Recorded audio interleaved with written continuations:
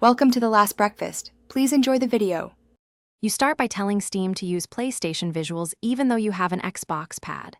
Open Steam settings, go to Controller, then General Controller Settings. Check PlayStation configuration support.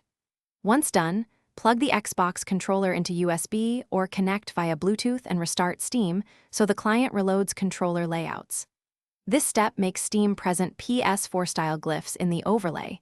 It also enables Steam input, which is required for custom remaps and templates Once Steam shows PlayStation support, open Big Picture or the game's Manage Controller configuration.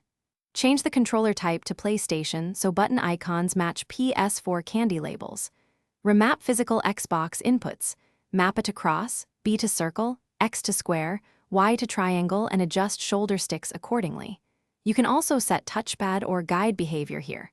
After verifying inputs on the test pad, save the layout as a personal or controller local template, so it loads automatically. To finish, launch the game and use the Steam overlay to verify PS4 icons and that every action matches what you expect. If something looks off, make sure Steam input is forced on for that title, then restart Steam with the controller plugged in. Steam sometimes falls back to native mappings.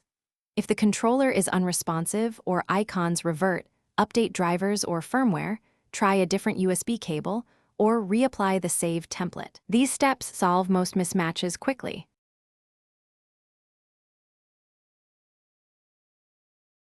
Thanks for watching. If this was helpful, leave a like and consider subscribing. See you next time.